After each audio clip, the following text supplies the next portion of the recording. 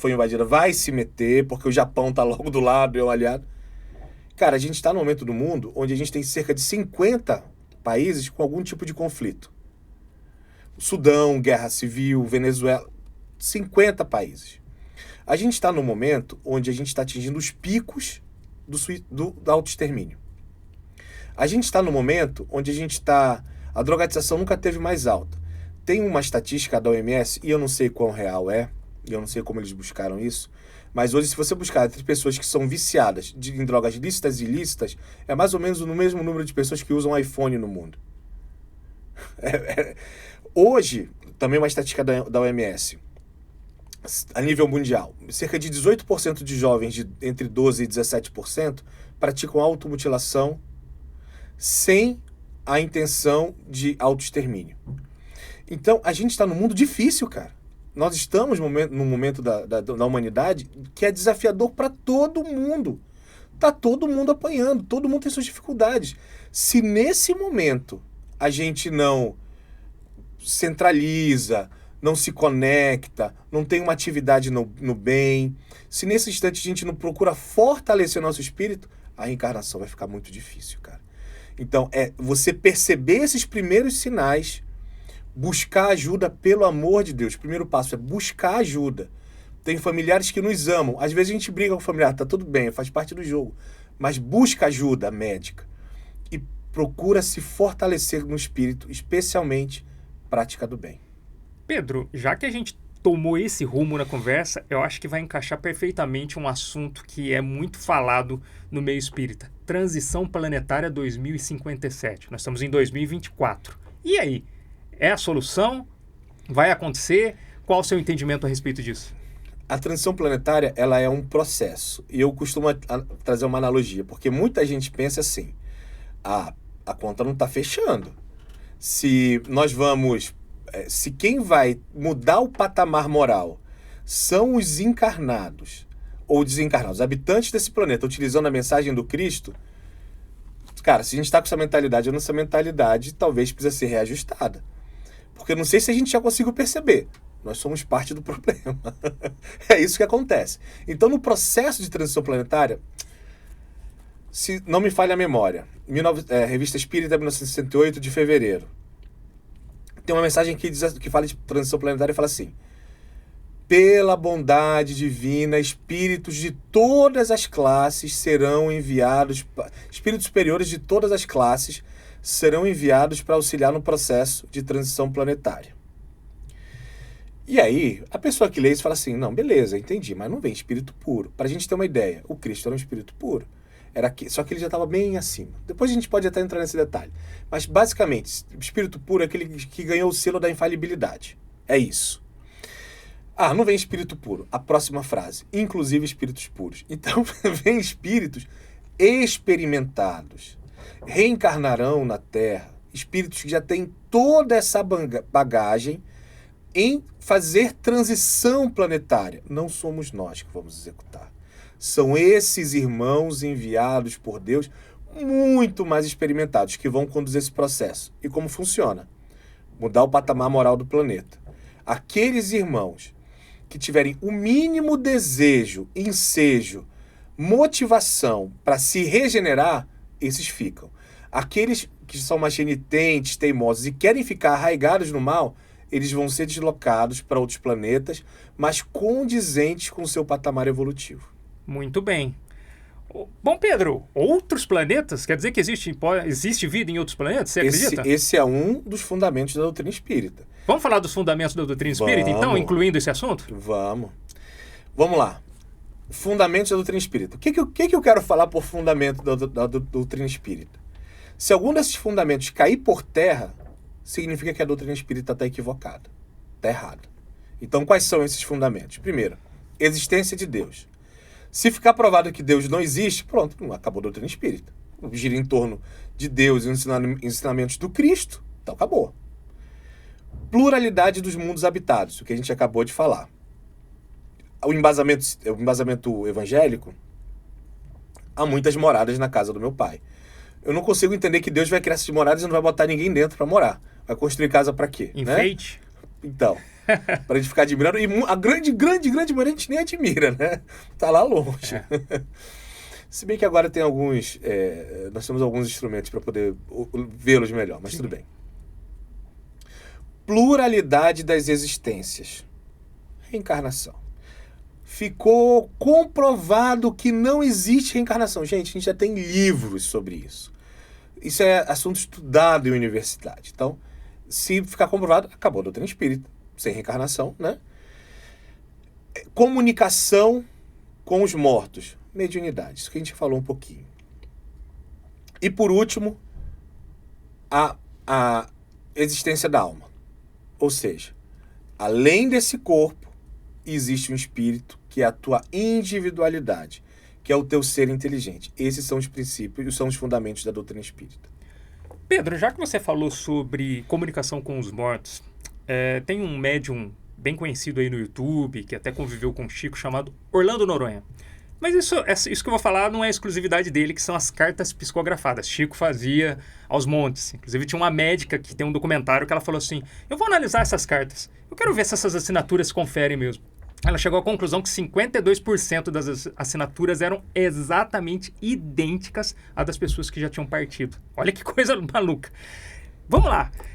Inclusive eu vi um desses vídeos do Orlando Noronha, uma criança que veio lá através de uma carta, fez até um desenho para a mãe, tudo. O que você tem para dizer sobre essas cartas psicografadas de pessoas que já morreram, né? Pessoas que morreram, entre aspas, que estão vivas em outra dimensão, em outra realidade, né? E que voltam. Você acompanhou casos assim? Deixa eu fazer um parêntese do Chico. Acompanhei vários. Faça o parênteses, Mas vamos deixa eu lá. fazer um parêntese do Chico. Cara, o Chico ele era incrível. A mediunidade dele era uma coisa absurda. Eu vou trazer um exemplo daqui de Campinas, tá? Ele foi convidado para uma homenagem, e agora eu não vou lembrar qual era exatamente essa homenagem, mas isso está filmado. Existiu um homenagem filme na cidade de Campinas. Na cidade de Campinas. Alguma coisa que seja inaugurado pela prefeitura, tinha alguma coisa a ver com a prefeitura, tá? Muitos anos atrás. E aí, isso. Isso acho que foi década de 70, 60, por aí. Perfeito. E aí o Chico, né, falando com as pessoas assim no microfone, né, agradecendo, falando, olha, eu não gosto muito de fazer isso, o Chico sempre muito humilde, mas os espíritos estão me pedindo.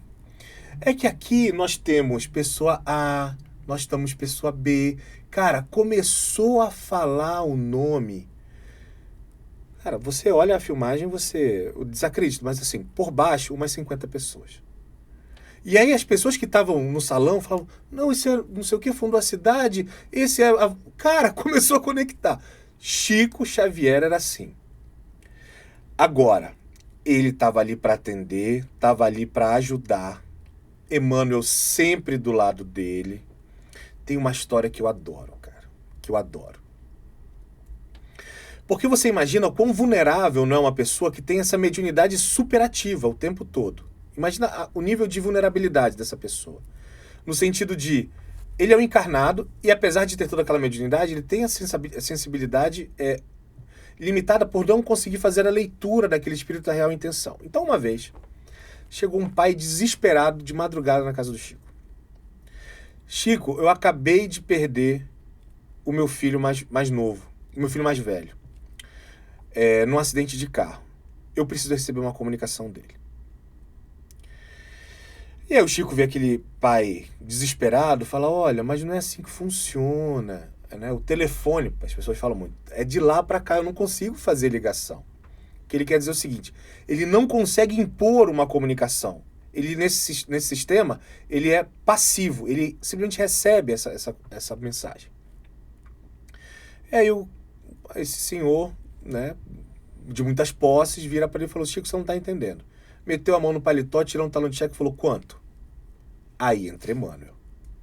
Nessas horas entra Emmanuel. E fala assim, veja, o seu primeiro... foi por isso que seu filho morreu. O seu primeiro filho, você deu de tudo que ele queria no sentido material. Se matou com uma moto. O segundo, a mesma coisa. Por conta de todos esses excessos, o seu filho se embriagou, bateu o carro e faleceu.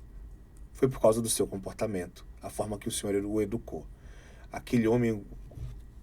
Porque ele foi para perguntar de um filho, veio dois logo, né? O olho arregalado, entrou no carro e foi embora. Psicografia. Depois de ter te enrolado esse tempo todo, né? Contando. Tranquilo. Psicografia. Ótima história, inclusive, essa daí. O Chico tem várias. O Chico é um absurdo. Mas depois a gente entra em mais histórias do Chico, tá bom? Psicografia. O fenômeno mediúnico, eu falei há pouco tempo atrás, há alguns minutos atrás, o fenômeno mediúnico, ele ocorre mente a mente. Pedro, é todo mundo que consegue psicografar? Não. A mediunidade, vamos lá, Kardec traz no Livro dos Espíritos que todos nós somos médiuns em algum grau, ou seja, todos nós temos a capacidade de sentir a influência dos espíritos. Mas, por fins didáticos, ele daria o selo de médium, e quem criou esse nome foi na doutrina, o nome médium,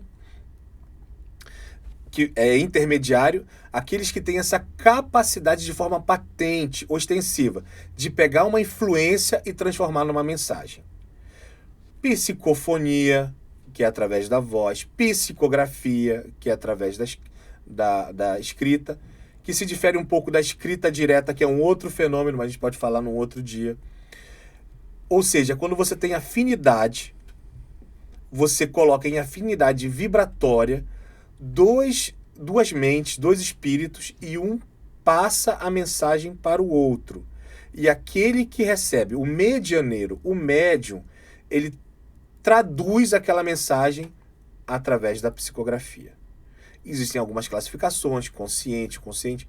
O consciente é quando ele sabe a mensagem que está sendo escrita, ou seja, ele consegue, depois ele recorda, ele sabe o que ele está escrevendo na hora. O inconsciente não, meu amigo. Ele está lá escrevendo e não sabe o que está escrevendo. Chico era inconsciente, né? Escrevia, inclusive tem alguns relatos de escrever com as duas mãos. Pedro, como discernir os espíritos? Se é bom, se é ruim? Porque as manifestações vão acontecer e a gente precisa discernir. É do bem, é do mal, e aí? O Cristo deu o direcionamento pra gente. No Evangelho nós também temos, né? Não acrediteis em todos os espíritos, testeis aqueles que são de Deus. Então, isso já vem desde o Evangelho. E algumas pessoas dizem que o Evangelho condena a comunicação com os mortos, quando ele mesmo manda testar, né? Mas tudo bem, isso é um outro assunto. O Cristo dá a pista. Você conhece a árvore pelos frutos. Então, se você vê um espírito que não chega dando carteirada, porque um espírito, você pode ter certeza, um espírito mistificador, enganador, ele vai chegar dando carteirada. Olha, na minha outra vida eu fui isso, aquilo outro. Fui uma autoridade. Vai chegar dando carteirada. Eu sou um desencarnado, então tenho muito mais consciência, a minha consciência vai dar algum papinho dando carteirada. Para tentar impor uma autoridade moral que no fundo ele não tem. Primeira coisa. Espírito superior é humilde. Ele chega, dá a mensagem dele e vai embora. Outra coisa, veja, analise a mensagem. Às vezes é uma mensagem linda, cheia de palavra bonita, mas a mensagem central não existe. É pueril. Não tem nada que vai trazer um proveito, vai ser útil. Outra coisa muito comum, espírito superior não põe medo em ninguém. Então, se você vê aquelas mensagens, porque vai acontecer uma guerra de proporções e vai morrer metade... Cara, não é espírito superior. Espírito superior não toca o terror, sabe? O espírito superior não cria o caos. É porque senão a pessoa já tá ansiosa. Meu aí pai fica do mais céu, assim, né? falar, ferrou, deu ruim, acabou a esperança. Mas muita gente, quando vê essas mensagens espetaculosas, acredita. E acha que veio de um espírito superior. Não. Então, reconhece-se a árvore pelos frutos. Pelos frutos. Recomendação do Cristo. Pedro, eu gostaria que você me desse 2 exemplos de... Já que você disse que conversa com os espíritos ali incorporados em alguém, porque você não tem a mediunidade de enxergar a clarividência, né? Graças a Deus.